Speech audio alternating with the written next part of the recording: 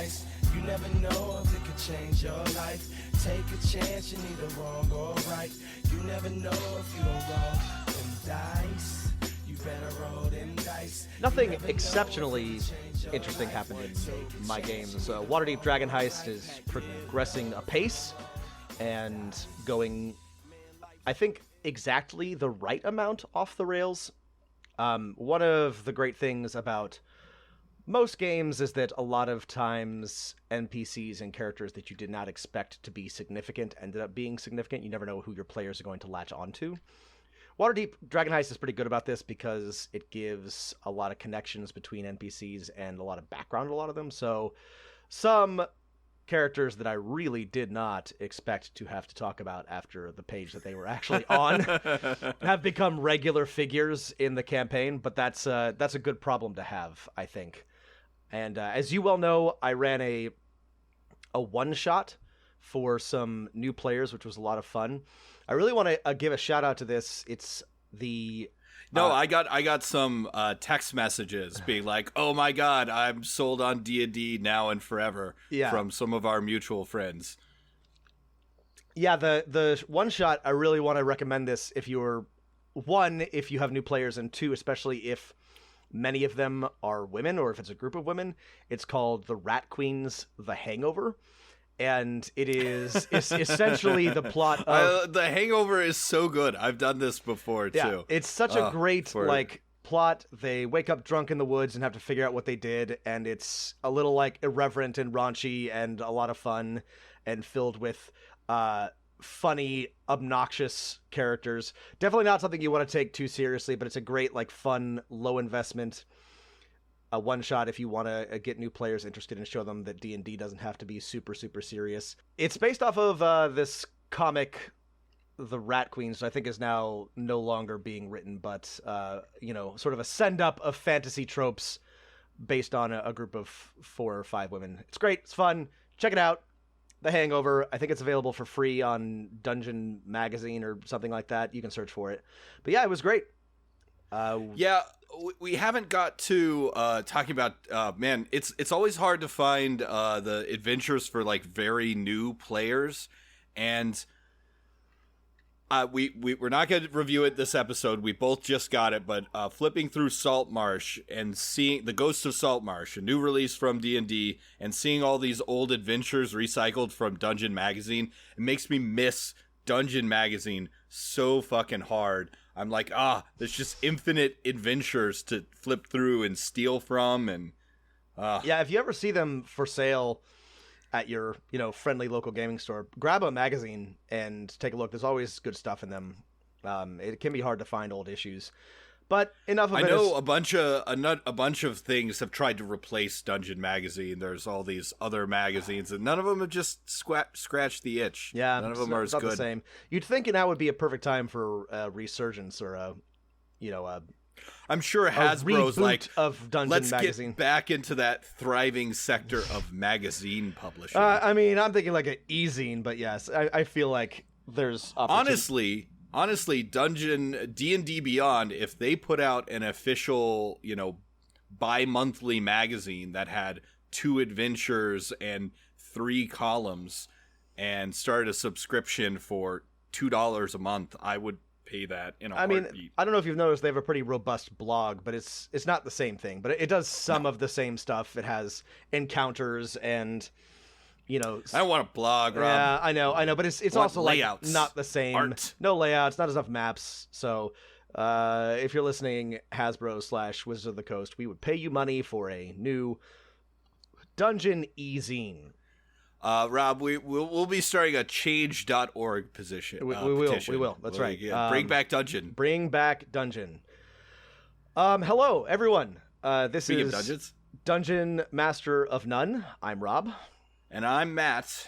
And as we sort of promised on an episode recently, I think tonight we're going to be doing a couple of things, but we're going to be the core, the meaty center of this episode is going to be, we're going to design some homebrew monsters. We wanted to start doing some more homebrew.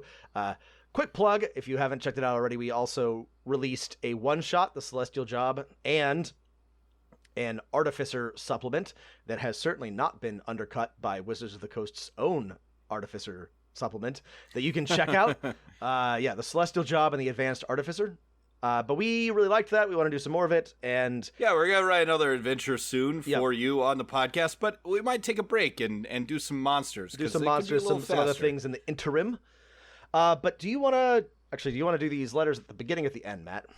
At the end. At the end. Okay, save it. Then let's get to the juicy bit. I have some ideas for homebrew monsters. We've done this once before, right? We did our Mothman episode, which was delightful. Oh yeah, and we also that's not when we homebrewed the paper golem, which I have actually we renamed it the parchment golem. Well, that's even better. That was my shout idea. Out to my friend Reed. Was it? I think it was my friend Reed, but maybe many people came up with this at the same time. Definitely. Lots of people are like paper golem sucks ass. Yeah, parchment golem is better. Parchment golem. Yep. That's a great. I used those in a game a couple weeks ago, and they were a blast. I used them in one of my games too. People. Yeah, they're terrific. They're tons of fun, easy to implement.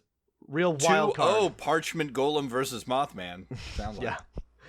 I'm still waiting for the perfect Mothman reason. But yeah, so this was fun last time, and I want to try to come back to it. But yeah, I've got a couple of ideas. Matt, do you want to go first, or do you want me to jump into this? I can go first. Okay. I've got an idea. I was looking for.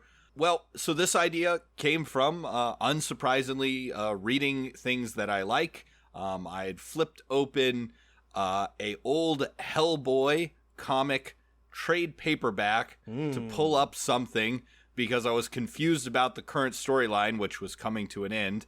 And I went back to reread something. I found the old Hellboy short story, Heads. It's set in Japan. Hellboy's wandering around, and he finds some demon, yokai, spirit creatures that may or may not be called Rokrubai. I'm not a aficionado of Japanese folklore or language, so I'm probably butchering that. But they're, things from Japanese peasant mythology that can detach or elongate their heads and might eat you while you're sleeping, but look like normal people during the day. They're vulnerable to sunlight, and they're just kind of a fun, whimsical, maybe fae, maybe undead monster. I'm like, ooh, I can use these in a game I have coming up, and so I'm like, I need some stats for these. What's your thoughts on this? I love it. Yokai are super interesting. They have made an appearance in several recent popular video games. They were a part of Nioh, and more recently, I think, Sekiro. Shadows Die Twice. But yeah, yokai are super interesting in a rich area of monster, demon mythology. Very, very interesting mythological monster creatures. I remember this short story. Hellboy is full of interesting, weird stuff. And they were like creepy, bizarre heads. So let's do... I love this. I think this is interesting. Let's stat out some... I've written down yokai heads. We'll look up the correct... we'll look up the correct... Rokrubai is, I saw on one website that is almost certainly wrong, but... you can always give them whatever you name you want in your fantasy world. When we put the stats up, we will make sure that the name is as close to correct as possible. But yeah, you can call them whatever. So I'm looking at the monster index and being like, so one of the ways we've said we can homebrew is to start with something that is similar enough and try and gauge its type and maybe difficulty and maybe abilities. Right? You can just start with something else and go from there. How do you feel about that approach for some flying head vampire? I mean, that's how I do almost everything. So I say it's great. Flying head, morphing vampire. I mean, what's your thought here? Are these undead, or because they're like yokai and sort of a peasant folktale, are they in fact fae or demons? I want to say. What do you think here? I want to say they should probably be demons, right? So Yeah. let's call them I mean, fiends. Fiends is what I'm thinking. I think they should be classified as fiends. I guess possibly. I thought, so I've sort of technically how they're described, they might be undead. Yeah, I feel like they're not, though, at least in the sense of how I would run the world, right? Undead are things that are, like, created through necromantic magic. And these kind of have maybe a more mischievous feel to them. I hear what you're saying about Fae. It's weird because in D&D, Fae is like very like Celtic Fae. But you know what? I say let's call them Fae. Canon be damned. We'll make it work. Let's culturally reappropriate maybe misappropriate. We're doing something here. Let's reclaim some Fae. Yeah, I like that. Okay. I think that's the right thing.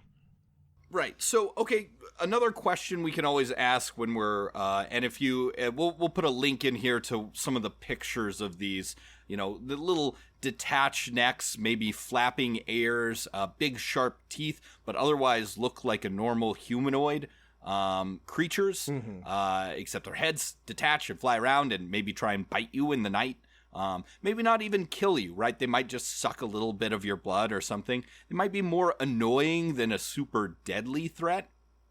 Where would we fit these in the sort of general threat tier of Dungeons and Dragons? I'm thinking CR 1 or 2, maybe? Yeah. Yeah.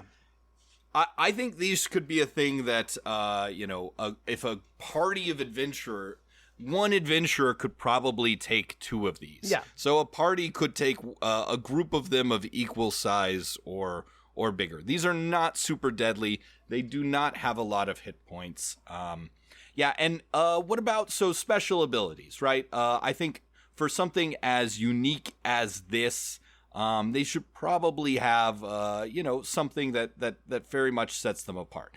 I'm thinking, right, during the day, unless you pull their lips back and look at their teeth, they are pretty much indistinguishable from regular people. Yeah. So a false appearance or something like that. And we can steal some text from one of the other creatures that has a false appearance. Yeah. So that's the basic thing. During the day, or they appear like anything else, and they're not threatening unless you know what to look for, right? Unless you have prior knowledge or some sort of insight, or you get very, very lucky on an insight or perception check. And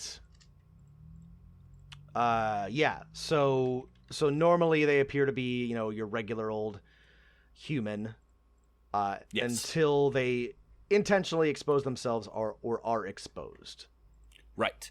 And then, I think the obvious next special ability to give them is some sort of text about detachable head, right? They can detach their head from their body, we'll add in some special rules, something along the lines of, their body is completely helpless during this time.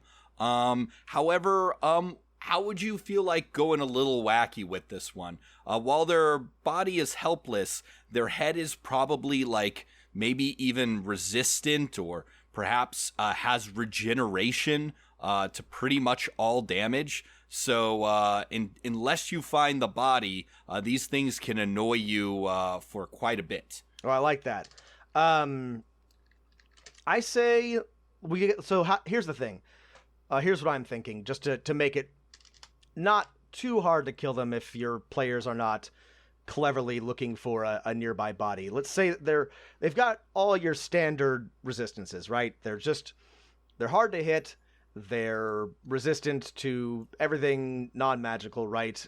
Don't have a ton of hit points. I'm thinking 20 something, 22, 24. Oh, I'm thinking maybe even less. Even less.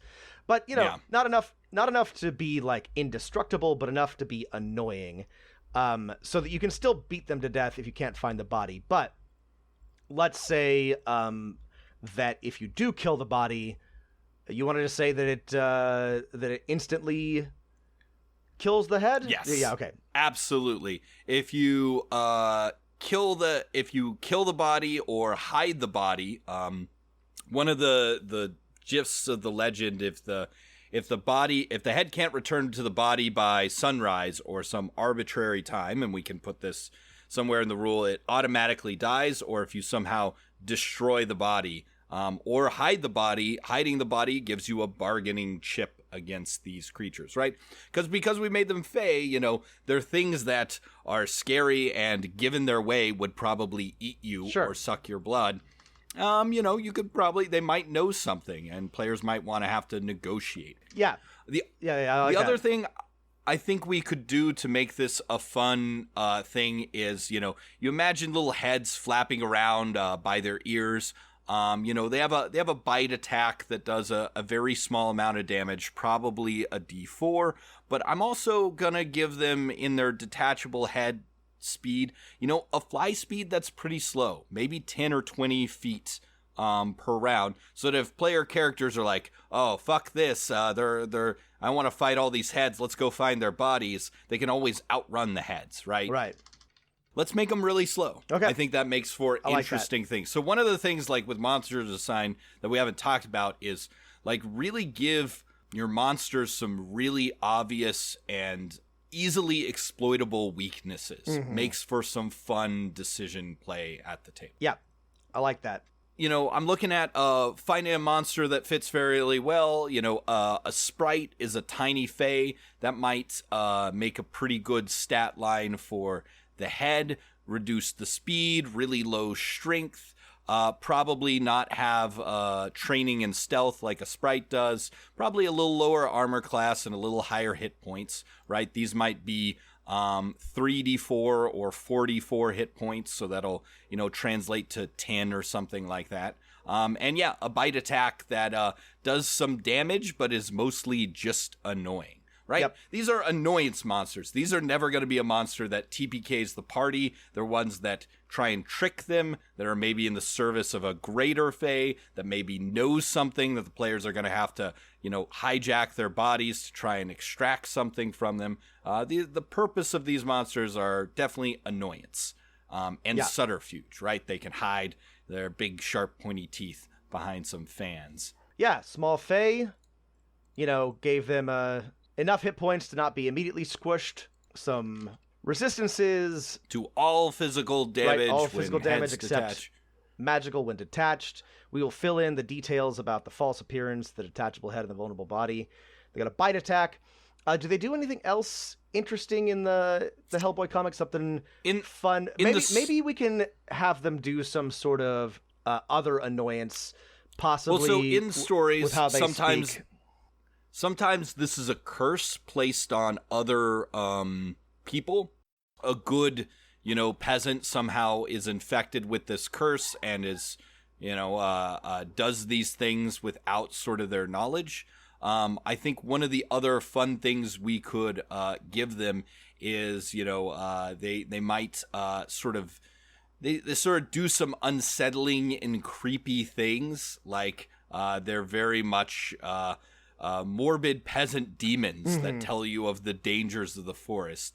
So, some sort of, if they tell you a story, they might make you afraid or shaken, or sure, something that charmed. Does psychic damage and has a chance to cause fear or something like that. I'm calling this dark words for now, and we'll spruce that up when we put the actual stats on. But yeah. I don't even think it has to do damage, but just something that will unsettle players, and we might even write in a few story hooks that if players encounter these flying detachable head fey, you might be able to use as hooks. Yeah, we'll come up with some details for you to try to mix these into your game. So anyway, it seems like the general legend is these are creatures with elongated necks, but the little guys flapping around by their ears just really appeals to me. And so when you see something and you want to make it your own, go ahead and do that. Okay. All right. Cool.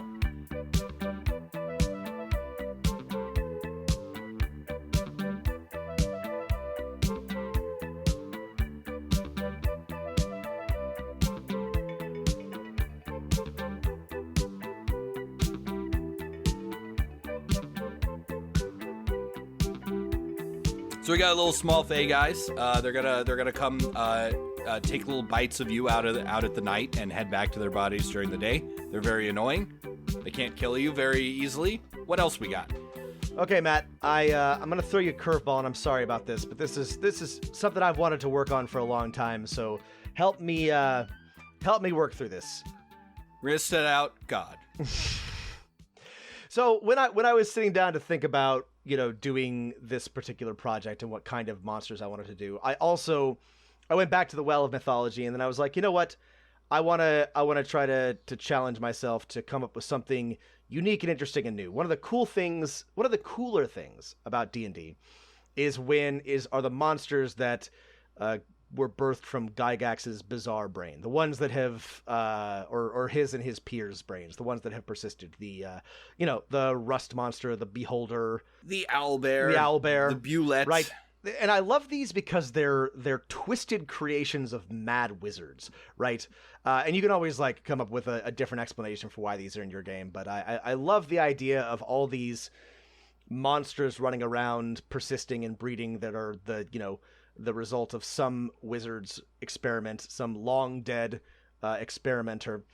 And I was thinking also about horror movies and how I could recreate those, how we could recreate those. And so here's the idea I've got. Okay. I want to build a template. A bear. Ooh, a template for monsters, and I want to call it a biomorph, right? So I'm thinking, of course, about aliens, right? I'm thinking about a creature that takes over another creature's body and then either transforms it, or we can be very direct and just say that it births a hideous spawn from its stomach that then grows into a twisted simulacrum of that creature. Ooh. But while taking on some of its best characteristics, right? So how would we build a simple template that you could then apply, right, to any creature in Dungeons and Dragons, but you would create some sort of bulette biomorph, or an owlbear biomorph, or a goblin biomorph, right? Something like this. So how would we accomplish this? Right. Okay. This is interesting, right? There are a couple ways you could go about it, right? Is you could basically add a few modifiers to a creature, right? A change in AC or intelligence or outlook, a template that you could then slap onto any creature, whether it's a great worm red dragon or a regular old one hit die elf, right? You could do that.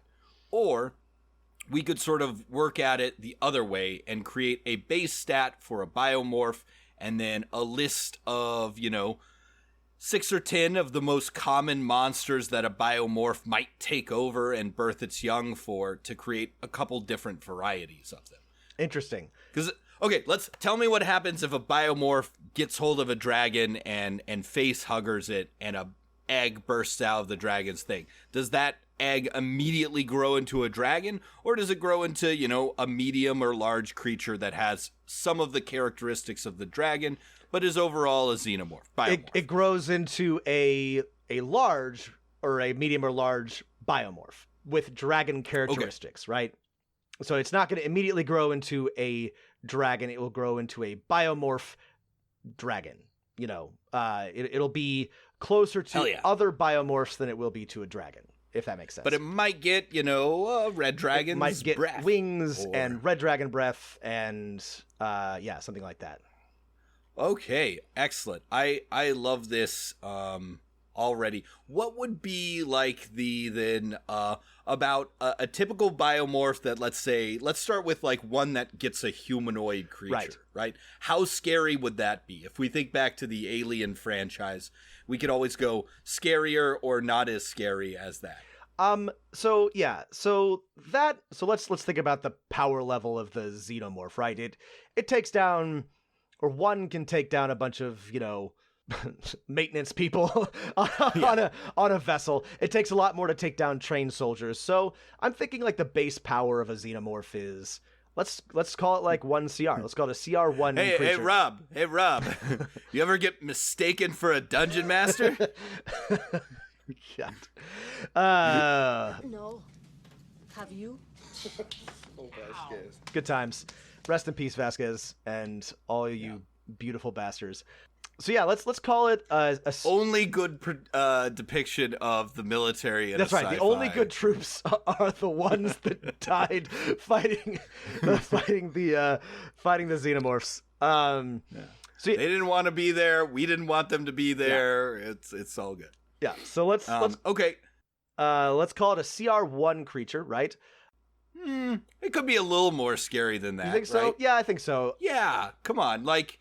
There are a lot of scary things in the D&D universe. I mean, CR1 is pretty low. Pretty low. I'm thinking somewhere in the 4 to 5, where a level 5 fighter could maybe hold its own against it, but it would definitely take a team of 4 level 2 characters to take it. Yeah, down. I like that. Okay, so let's call it CR5, and use that as we could always go back to the guidelines in the DM's Guild. No. I'm gonna grab.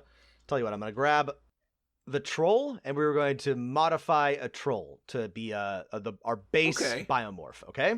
Okay. Now, before we go any further, now that we have a good base and we've got a general idea of what we're working for here, what's the sort of, so this is a mad wizard creation. Yeah. Is it if you plop down to your players and said this is a xenomorph, they'd probably be like, cool. Yeah. But, we're in a fantasy world. What's sort of the what's the reasoning behind this wizard creation, or what distinguishes or flavors it? Is it covered in runes, or it's in so ooze, let's say it's got spiny black scales, right? Segmented armor like an insect. Maybe the wizard was trying to create some sort of golem or organic golem and fucked it up real bad. It's covered insect scales, but very humanized. But yeah, exactly. So it's got like a little bit like, segmented, I don't know, Ankeg shell armor, but it looks and moves, bipedally like a human. And can climb and run fast, and again looks like a large twisted human with claws and armor, unsettling and terrifying as the real life xenomorph is, or real life or movie xenomorph is. All right, do we want to give it the same? I feel like we could come up with something to replace the trope of the acidic blood. Oh yeah. What does it have instead as its blood pumping through its veins? Maybe something magical to represent its failed magic experiment. Yeah, I think it should have something a little bit more fantastical. So let's say that it's got not acidic blood, but when wounded, it tears of children flow from its wounds. Let's call it just like alchemist fire, petrification blood, right? So if you get it on you, it will. Ooh, wait. It hardens whatever it touches. It hardens whatever it touches. Yeah. Ooh, so maybe a Medusa or a cockatrice or something was captured and tortured by this wizard to make this. Yes, exactly. All right. And we'll have to tweak the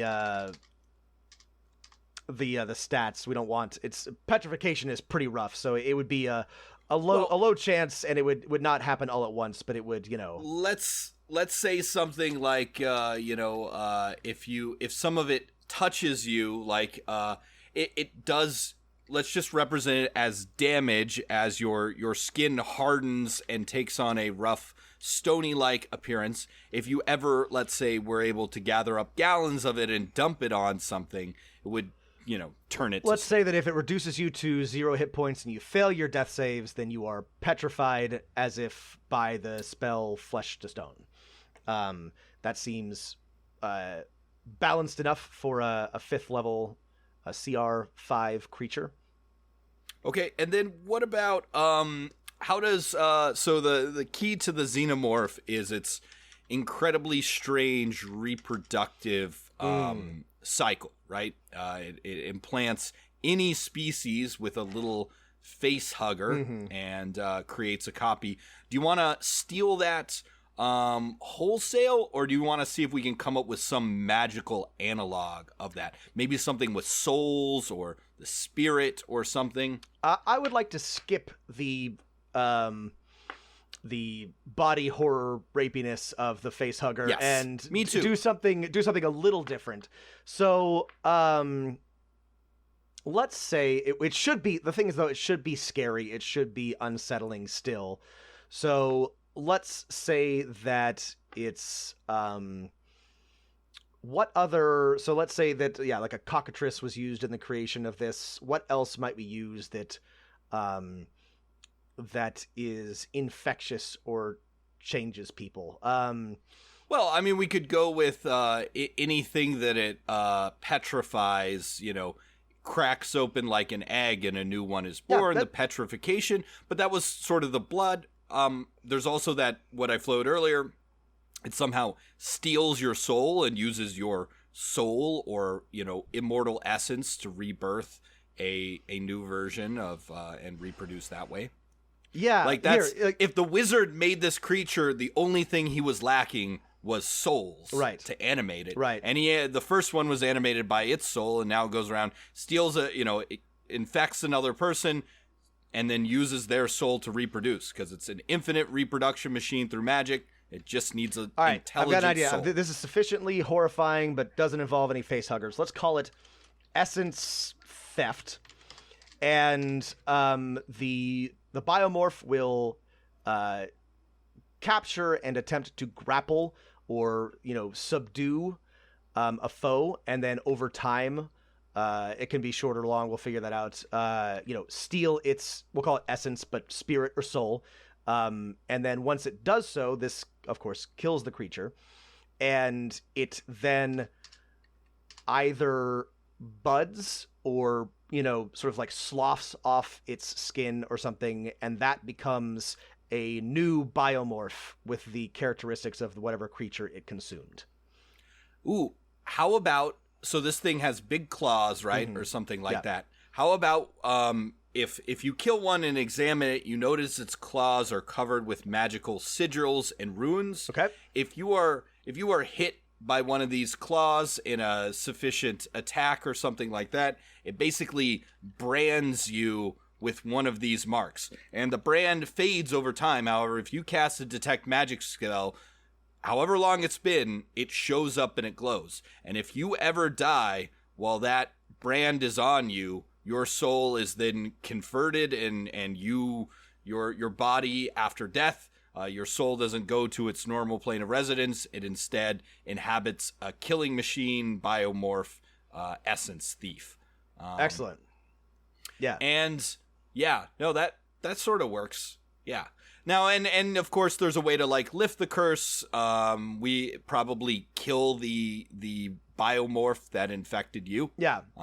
And that would lift the mark. Or any sort of, I'm sure that remove curse, or remove curse would work spell. just fine, or anything that would do that. But yeah, we'll call it like a curse claw or something like that.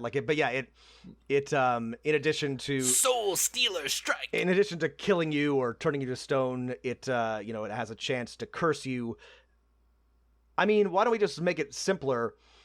Why don't we make it even simpler and just say that its main thing is that it curses you, and then if you die or you don't remove the curse, you slowly transform into a biomorph, right? Let's just drop the petrifying blood. We can come back to... Yeah, so one thing to always do when you're designing monsters is come back at the end and say, there's too much going on here? Yeah. Yeah, like the petrifying blood. We can get rid of that. We can find something else to our make time it with like... it, but, whatever. We can find something else. I do like the idea of either wounding it or bleeding or something, causing like an effect that you have to watch out for.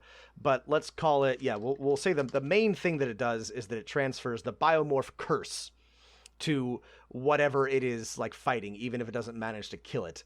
And then if that creature fails to remove the curse or dies with the curse upon it, it then reanimates as a biomorph again. Right. a great thing for DMs to be like, all right, we need you to go kill this thing for us because this person has this curse on them or something like that. Yeah.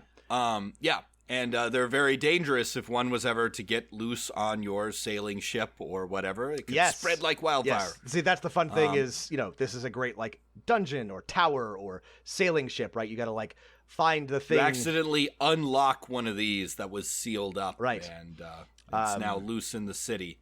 Okay. What about... we've got 2 more things to do then, which is stats and the sort of... some rules for templates as it takes over things. Right. So I'm looking at the troll stats. It's large. It's large. I'm fine with that. I'm also fine with its stat line physically. I would say mentally, this thing is like smarter than an animal, but could be tricked, right? Yes. So it's like, we don't want up 7 or intelligence and charisma. We're probably looking at more like 5. Yeah, just barely above animal intelligence. No, I agree. Right. A very smart Game of Thrones dragon. Right. Skills, I would definitely give it 2 skills, perception and stealth. Yep. And speed. The thing about the xenomorphs is they're very fast. Very fast. Yep. So we might up the troll speed, which is 30 to 40, and of course give it a climb speed as well. Yep. Of 30? Is that too much? No, I think that's fine. That's fine. Yeah. Dark vision, 60 for sure. So its perception and stealth are going to be higher, so its passive perception will be higher. Languages, I would say none. Yeah, cannot speak. Can't be reasoned with, can't speak. I love keen smell. Yeah. I think that's fine to leave. It's a predator type thing. Now, what about regeneration?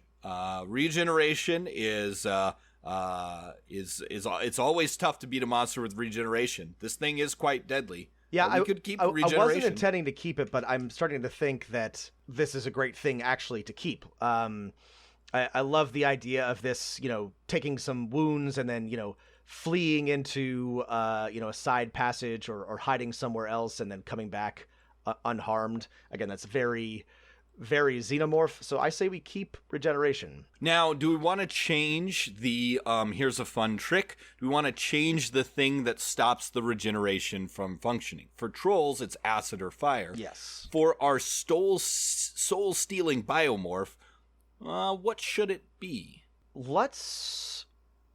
Oh, interesting. So fire and acid are fairly easy to come by, which makes it fine. If it's something that's stealing souls, we could say that it doesn't regenerate unless, or it will keep coming back and regenerating unless you heal it. No, radiant damage. What if it's just as simple as hitting it with a dispel magic? It doesn't kill it or anything, but it stops its regeneration from happening. Okay, well, so dispel magic's very general. How about this? Oh, what I was just saying with the last thing, it's always fun to give your monsters great or unusual weaknesses. Revivify, resurrection, raise dead, true things, anything that would call a soul back when cast on this thing, automatically either destroy it or do a massive amount of damage. And along with that, a spare the dying cantrip stops its regeneration as well as any healing magic or something like that, right? Because it's all about the cycle of souls instead of body horror. So anything that might bring you back hurts it and definitely stops its regeneration. Excellent. That's super interesting and unusual. The kind of thing that you might find in like a secret tome.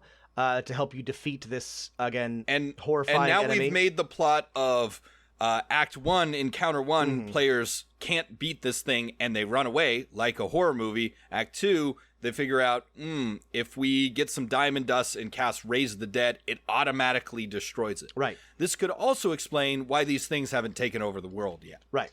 It's because they have one key weakness that is not easily accessible. Yeah. Because they are all about preventing souls from being raised and turning them into more biomorphs. All right, and then the second, so I think multi-attack, I would basically leave that as it is.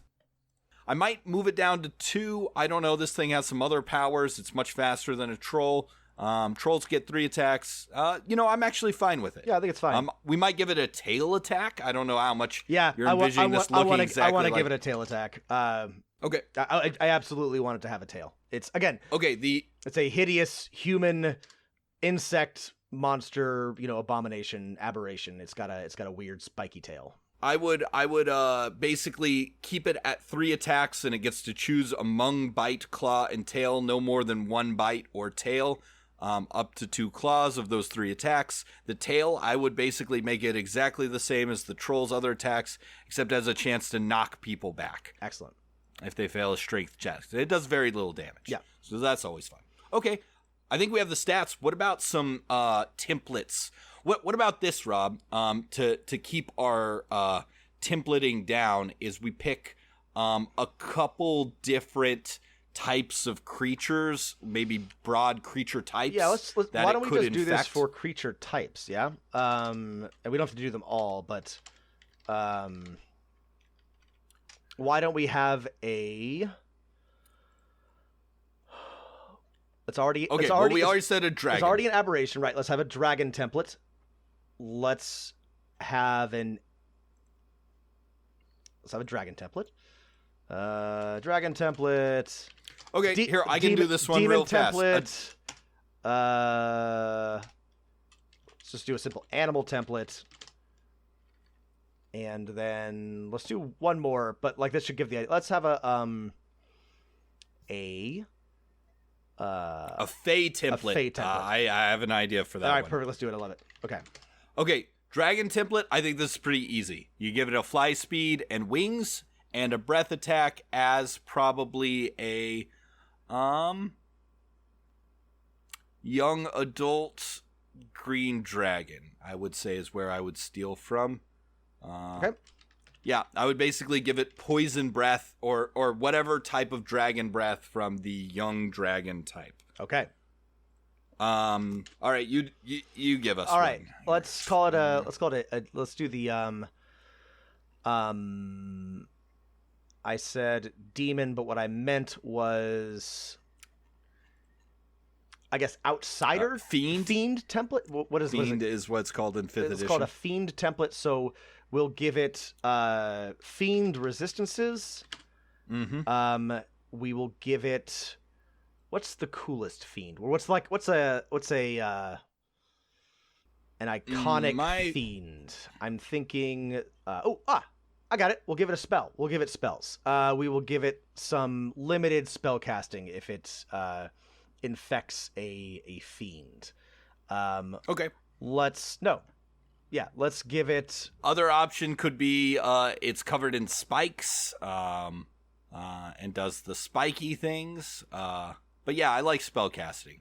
We'll give it some... Well, it'd have to be smart to do that, wouldn't it? That would kind of go against... Yeah, that would make more sense if it was smart. Yeah, let's give it spikes that damage things that attack it in melee. Could steal that from a barb devil or a horn devil or whichever one has spikes. For a fey, one that is infected and stolen the soul of a fey, I would say it can basically, and this is super scary and that's on purpose, is it can turn invisible at will. And it has magic resistance, advantage on saves against spells. Magic resistance, perfect. Scary, horrifying. And now it's always invisible. That would be a great encounter to run into in the Feywild, right? Somebody has released a biomorph into the Feywild and it threatens to overrun the whole plane or something like that. That would be sufficiently horrifying. For an animal template, I'm thinking we just make it faster and give it a burrow speed. Burrow speed is, I would say, give it burrow or appropriate other speed, right? Obviously, if it infects a intelligent, awakened great. So are you saying animals have souls then? Oh, right. That would, of course animals have souls. Okay, all right. Debate settled. I've always wondered myself. Do all dogs go to heaven or not, Matt? Clearly they don't. Charlie B. Barking goes to hell in the very first part of the movie. But then he goes to heaven. No. At the end, it is proven correct because he does end up in heaven. But not all dogs do. Charlie B. Barkin didn't. There are many other dogs being tortured in dog hell. Do we see that as their proof? Yes. Yes. There are many dogs being tortured clearly, in hell along with Charlie B. Barkin. Clearly I have blocked off the horrifying bad parts of that movie. Movie. All dogs go to heaven. Anyway, but yeah, let's just assume animals have souls or some sort of soul-like thing that this creature can infect, and say that if it does so and it reanimates as a biomorph, then either gets increased speed or a fly speed or a burrow speed or something appropriate to the animal that was infected. Cool. We will add some specifics and some bounds to this, but I like the basic of this biomorph. Yeah, I think the thing that we need to make sure that we haven't broken anything with is, the sort of infection and stealing the soul of people, right? So we might have to give it, one thing we could do is we could give it a special attack, like the little plunger that comes out of the xenomorph's mouth that implants the curse on people, or it might have like weird glowing eyes, or it might speak a cursed word. I'm so thinking it's something like on its claws and tail, if it wounds you, right? If you take damage from the biomorph, that right. Yeah, we just need to add a cool description, like the wounds inflicted by its tail and bite, instead of looking like normal bite or wound marks, instead of drawing blood, though they do damage, you look at them and they leave a magical script that can be translated with detect magic, or if you can read some ancient language. Yeah, I like the idea of like you get bitten by it and you look down and it's basically like someone's tattooed you are cursed on you. Right, it leaves like a burning brand or something, then fades. I've written down essence/curse claw. I will do we want to keep calling it the biomorph? Yeah, it's not really like a biomorph anymore anyway, is it? I mean, it sort of is, but we can... I mean, do you have something else in mind? The soul man. Let's call it the... there was such a good Mystery Science Theater, the soul taker, like Emilio Estevez. I'm gonna call it's it a soul reproducer. I'm gonna call it the soul twister as a placeholder. That's not what it's going to be at the end, but yeah, we'll work on that. The soul morpher. Yeah, I'm gonna call Essence Morph for right now, and we will change. What's soul? You could always, if you can't ever come up with a cool name with something, you always steal it from another language. What's soul in Latin? Like it's like anima or something. Well, then it would be Animorphs, Matt. Animorph, perfect. We've done it. All right, done. The Animorph. I'm literally gonna call it an Animamorph, and then we'll work on it later. All right. This really went all over the place. I really like what we came up with, and I do want to work on trying to figure out how to do templates in 5th edition. But this is a really fun one, and I like the idea. Project for a bigger time. But yeah, let's do one more, Matt.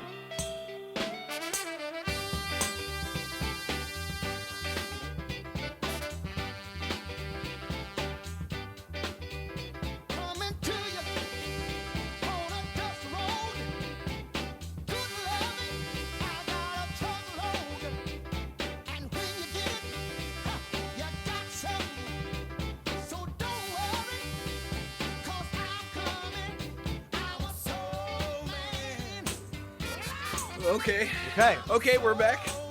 As listeners know, next week we're going to be talking about the Ghosts of Saltmarsh. We are. So I'm thinking about the ocean and sea monsters and stuff. And I have this I'm always map. Thinking about the ocean, Matt, because my one true love is the sea. Sorry, go on. That's why you've always lived on the coast. That's right. Always lived on the coast. Don't let anyone tell you otherwise. No, I found this map and I looked up there's all these weird sea monster drawings on maps, and I looked up one of them by Abraham Ortelius, And apparently this sea monster drawn as a map, I'm going to try and describe it to you here, Rob. It looks like a weird beaked crocodile with a sort of a catfish or a salamander's fringe around its head, and then two hippo-like blowholes on the top of it.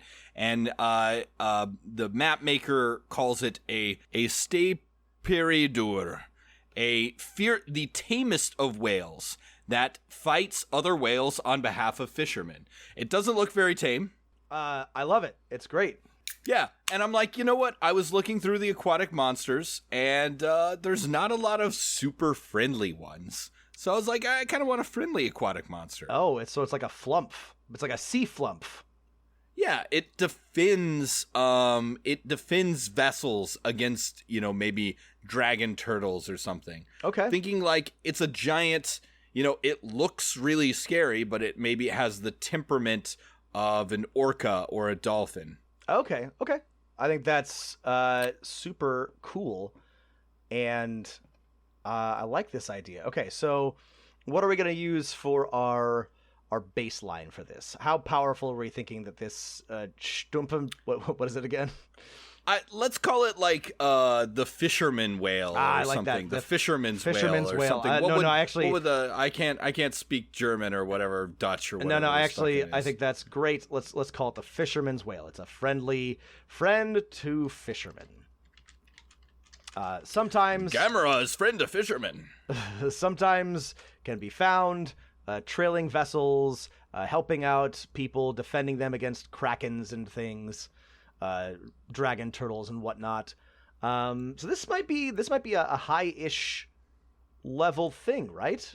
Absolutely. I'm thinking like, okay, one of these cannot take on a kraken, obviously, but one of these could die trying to defend a ship from a kraken. Okay, and do a okay job. Perhaps if it had some help from some adventurers. Well, then it might be why don't successful. we just go ahead and use dragon turtle as a baseline, right? Okay, that's I a think, CR. That's a CR 17. Again, couldn't take on a kraken, but could definitely put up a fight while some adventurers helped out. Right. I think this. So this would be a neutral good. If it's not a beast, right? Or it might be a beast. I don't know. That's the question, though. Right? Beasts are. It might be more fun if it's not a beast. Let's make it intelligent. Yeah. Let's call it. Maybe just like a magical beast. Is that still a thing? No, it's not. It would be maybe a monstrosity. Yeah, let's call it a monstrosity. I love that. Yeah. Okay. It's a monstrosity that the common folk call it a fisherman's whale or something like that, even though it's technically not a whale. And then now I'm thinking about the background of this thing, and I'm thinking maybe this is something created or developed by sea elves or tritons or merfolk or one of the gazillion aquatic races. Yeah, absolutely. As something that like a sheepdog, basically. Yeah. For their pods of whales that they keep. I don't know why they would keep pods of whales, but let's say they pretend do. like For they whale do, right? cat, Let's pretend like obviously. that. Let's say that it's a friend of friend of children. It's basically a sheepdog whale. Right. Yes. I love the idea of a fisherman's whale. Let's say it's something that's friends to merfolk. That they raise them, or that they guard their their cities or their pods of whales that they milk. I don't know. Whales have milk. It's nothing to be ashamed of. It's true. I'm thinking about we talked about this recently about underwater societies, about big cities of merfolk with sheep, flocks of whales that they milk, and whale milk whale cheese. Anyway, so whale cheese. It's tough to make whale cheese. I mean, it's really tough with the liquids and the liquids. Maybe you need some air pockets down there. Anyways, all so right. so it's a friend of merfolk. So it talks, it can speak Aquan, or can understand Aquan and maybe Elvish if it's merfolk, not elves. Yeah, what the fuck say do that. merfolks talk? I think it's Aquan. I think it's Aquan. We'll just leave it at Aquan now and maybe another one. But yeah. So I would basically take these dragon turtle stats, and I'm gonna bump its D20 hit dice. And actually, the dragon turtle might be a little too big. Dragon turtles are gargantuan. I think this is maybe only colossal. I think so. Right? Yeah. Yeah, because that's it's gargantuan probably is a D12. Quite big. Yeah, let's bump its hit dice down to a D12. Let's move its strength down to like a 20 and its intelligence down to a 3 or a 4. And then I think it basically has to unlike a regular whale, it doesn't have hold breath. Let's say those weird frilly catfish things along its neck are actually gills, so it can breathe underwater. Remember, it's not actually a whale. And then I would say I'm going to give it a special ability that's kind of cool. That's Swallow Whole. But it can hold people in its gullet, a la Jonah and the whale, without damaging them. So if you ever need just fucking Deus Ex Machina to get your players out of a underwater trap they put themselves in, here's a creature that can fisherman's swallow whale them up and help them out. take them back to the surface, right? I love it. And then offensive attacks, I think it's just going to have one bite. And a tail, of course. And a tail. Slap people with its tail. So I'm basically taking the stats here from the killer whale and the dragon turtle, mix them together, adding one new ability, a sort of genteel swallow whole, and then there's our sheepdog whale. Okay. Merfolk sheepdog. What if we give it one more thing, something... Oh yeah, let's give it one more thing. Something like defensive. I'm thinking like a sonic bellow or something, right? So, ooh, yeah, that come out of those two weird blowholes in its head. When threatened or to get attention or whatever, it can just sort of do like a big wah, like whale sound to I love that. Damage. It can use it or disorient or communicate over long distances, or once with a recharge on a 5/6, it can let out a cone of sonic damage that's and we'll use the dragon turtle's steam breath as a template. Let's say. Yeah, we'll use that as a baseline. Make it sonic breath instead. Yeah. Instead of steam breath, 60-foot cone of sonic energy. Creatures that are submersed in water have disadvantage on this save. Because as we all know, you should not jump into a lake to hide from a concussive blast or explosion or bomb. You see it done in the movies, don't do it. Your insides will be liquefied. It sure will. However, just like the liquid outside. You can jump into water and be safe from bullets, as all of us who saw John Wick 3 know. Yes. Bullets, yes. Grenades, no. Correct. Okay. I love this friendly, weird whale creature monstrosity. I think this is a great Deus Ex Machina, or just like something to throw in as a curiosity, or as part of let your players befriend two of them and have them pull their ship out of some doldrums. Go crazy with it. Yeah. Befriend one of these, and basically instead of getting a ship, use this to travel around inside its mouth. Yep. Yeah. Okay. Very cool. This is a good mix of creatures. Some interesting things here. I love that they all can fit into different types of campaigns and have different hooks. Lots of fun things to do here, for sure. We are two mariners, a ship's sole survivors, in this belly of a whale. Its ribs are ceiling beams, its guts are carpeting. I guess we have some time to kill. You may not remember Hey, me. we're back. Let's answer some letters. We've got a bunch of them stacked up for us to read. Okay, so let's start with one from Michael. Michael writes, love the show, etc., etc., etc., right? Etc., etc., Michael. After listening to your show about the problematic nature of fantasy race, I started formulating an alternate character creation idea that I hope solves some of the issues. Presenting Ancestry, Upbringing, Background. The concept is to remove most of the character traits associated with race and move them into your character's upbringing and background. Some traits stay with the ancestry, particularly iconic ones, or the ones from more animalistic races like Dragonborn, Lizardfolk, Tabaxi, etc. A human can't pick up cat's claws. But everyone gets to choose their ASIs and some traits based on your choice of ancestry, upbringing, and background. That's ability score improvements right. for those unfamiliar with ASI. And then Michael has attached a document for us to look at. And I gotta say, Michael, I like this a lot. This is actually kind of the idea that I have not written out yet, but based on both Pathfinder 2.0's... Yeah, Michael, basically I had this idea too. I didn't do it yet, but, I had the same idea. What Matt is saying is correct. I'm taking credit for your idea.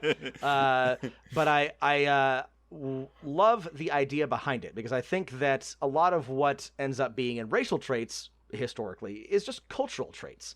And so you don't need all of the things, elves... Not every elf needs weapon training. That can be, something different. Like, I was thinking that when Matt and I talked early on about 5th edition, I was frustrated because I felt like backgrounds could have been more and races could have been less. And this is exactly the kind of idea that gets to that. This is comes with my stamp of approval. I think it's great. Matt, what are your thoughts on this? My thought is that this is perfect, especially for a group of players. And if you want, Michael, we're going to put a link to this in the what you sent to us in the show, because it's just great. Especially if you have experienced players who are really into getting away from the baggage of fantasy stuff and are okay with spending a little more time with character creation. My experience, Rob, is players who have played the game before are always more than willing to spend more time on character creation. This is a great option for experienced players. Yeah. However, for new players, they don't like anything that adds any more fiddly bits, right? The advantage of the current system, right, is you pick 3 things, and there are only 3 decisions you make, right? Species, background, class, and this gives you tons more options, which I approve of. Yeah. A easy, short workaround could be something like, just give remove the ability score improvements from species and give players, 3 points to add, distributed between 3 and 2 scores, right? That works too. If you don't want to do some stuff and go through the work of distinguishing what is cultural and what is inherent. But if you have players who enjoy spending more time with character creation, and I think most characters do, or most experienced players do, this is a great way to do it. I think I might steal it for my next game. Yeah, I love this. Great idea. Also, now I have to come up with something different and better because I didn't actually do any work on the thing I was going to do. So yeah. Why can't a human that grew up running around in the forest or on the open plains get an extra 5 feet of Exactly. speed? Exactly. Why can't they have elven weapon training? It's madness. So yeah, thank you, Michael, for writing in. This is super great stuff. I do hope, Michael, this is wonderful. I do hope that further games, again, it's great it could be simpler for new players, and I do hope that like future editions of D&D or future updates take this direction, but make it easy and simple. But yeah, this is I think where the game needs to go. Fantasy race is a problem, and I'd like to see it done away with entirely. I don't think that's going to happen. There are ways, however, to make it a little less weird and, scientific racism. So just try. This is a great attempt. I love it, Michael. Yeah. Okay. Yeah, I absolutely love it. Michael also says, thanks for the great show. He signs off that he is in Kansas City, Missouri. I'm going to be in Kansas City, Missouri next week. You will never find me. I'll be working the whole week, but... Sad that we will be close yet so far, Michael. All right, thanks again. here is our next letter from Dalton, Rob. Dalton writes, "Hey guys, I love the show. I usually listen to 2 or 3 episodes at a time, and I wish I had found it before I had started DMing. I want to sell you on something, or at least have you tell me why it's a bad idea. I love it. Flowed this ideas."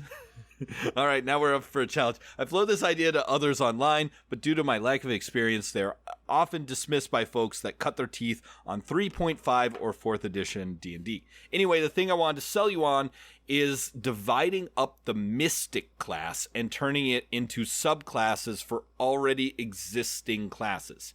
If this isn't interesting enough for the podcast, that's cool. No, it totally is, but I'm still interested in your opinions. Dalton goes on to give us some examples of psionics and why this is a big roadblock, and a lot of very wise observations and details about it. But Dalton's solution is to take the existing psionic races, the Githyanki, the Githziri, and the Illithids, and to make them into new classes for the Mystic. No, and I think this is a great idea. I spent a lot of time thinking about the Mystic, and it's hard. So subclasses instead of the Mystic. Yeah, so I think this is actually kind of a great solution, because there's just so many little like fiddly bits in the Mystic. But if you took that and just sort of grafted the good parts onto existing classes, not only would that fit within 5th edition's sort of model of doing things, but I think it might work better than trying to make the Mystic work. The other option is, of course, creating 3 new classes, going back to the old well of Soul Knife, Psychic Warrior, and Scion. Don't do that. But we know Wizards isn't going to do that. And I think this is a great solution.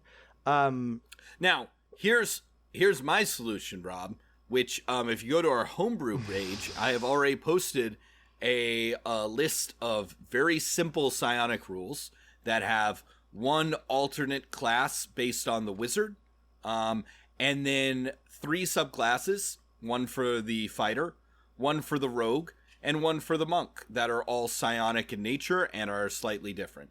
And for me, I think that works pretty well. The only problem is the wizard psionicist or mystic isn't that much different from the wizard, right? But at the same time, you're not going to change up your game too much or break things. So I think Dalton's idea fits very well with what I would do personally, which is to just make an alternate wizard class and then 3 new subclasses. Yeah, I like this a lot better than...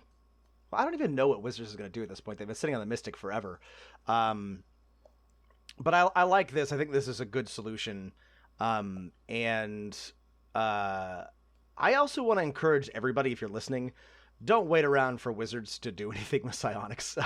Feel comfortable hacking your own, because it's never going to come out. And yeah, we just got the announcement. We know what's coming out for the rest of the year.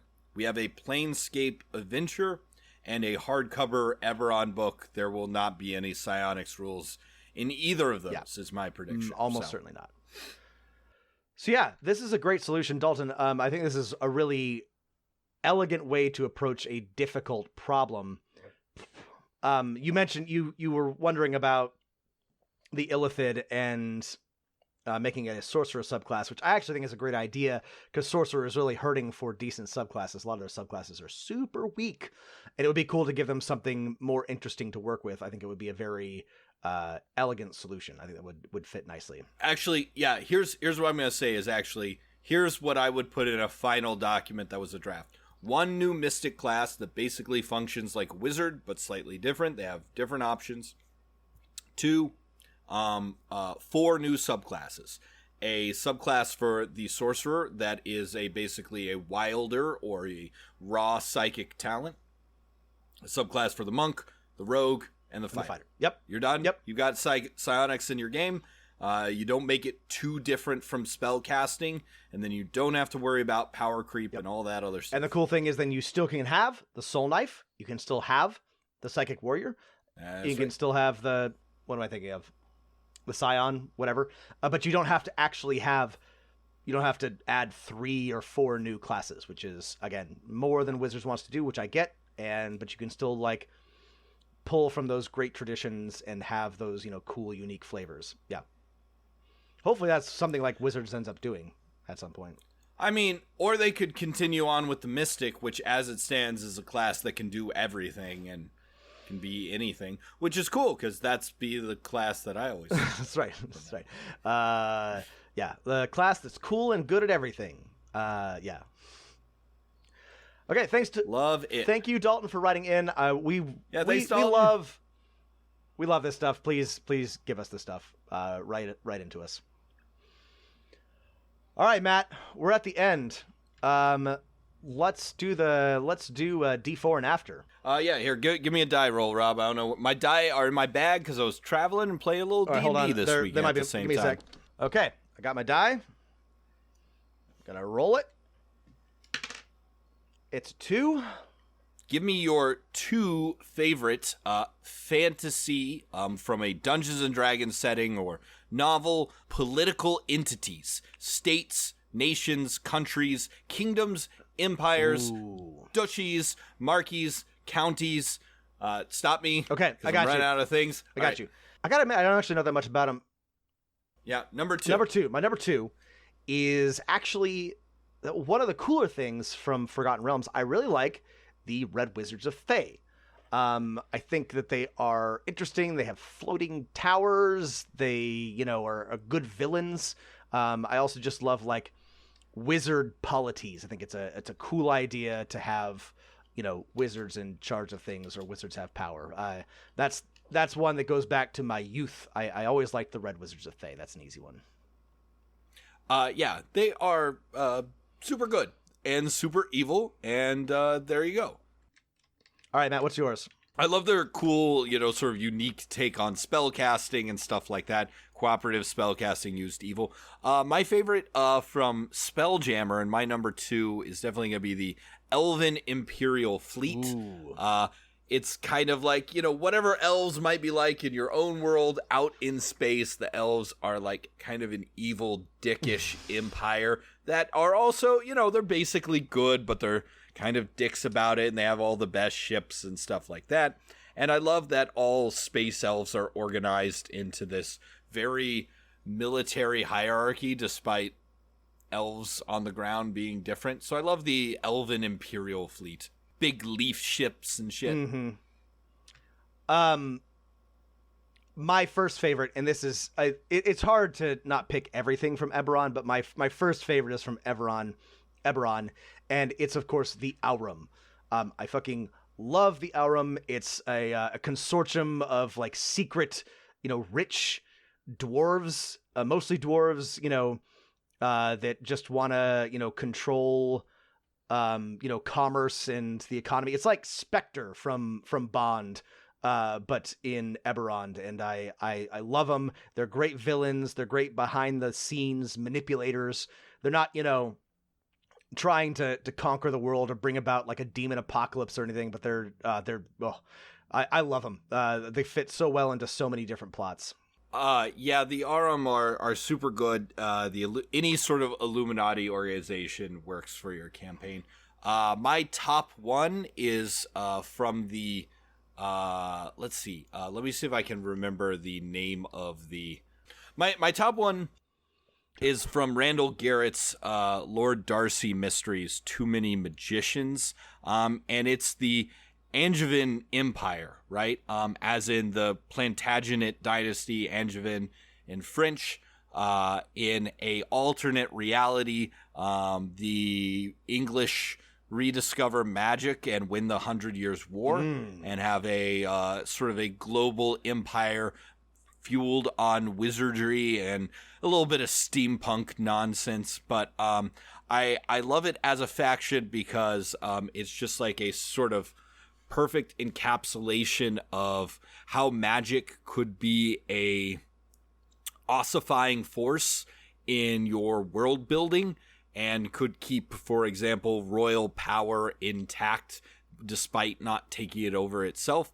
And you know, there's if you ever want to like get into these novels, there's a, you know, sort of, they're not especially good or anything, but there's a great sort of way of like wizards working as private detectives and cops for the states and stuff like that. I'm like, yeah, wizards would be cops, wouldn't they? Wizards would be cops. All AWAB. All wizards are bastards. All wizard cops are bastards. What about wizard Antifa? That's sorry. I was about to make an argument about how wizards can't be Antifa, but now I'm thinking about Antifa wizards and I can't stop laughing. Rogues are Antifa. All wizards are cops. Anyway, no. Yes. You're gonna start seeing golems on parade now. Bards are libs. Bards are libs, as evidenced by Stephen Colbert choosing. Yeah, exactly. All right. Thanks, everybody, for listening. If you have suggestions for us, write in. If you have questions or anything, write us at dmofnone@gmail.com.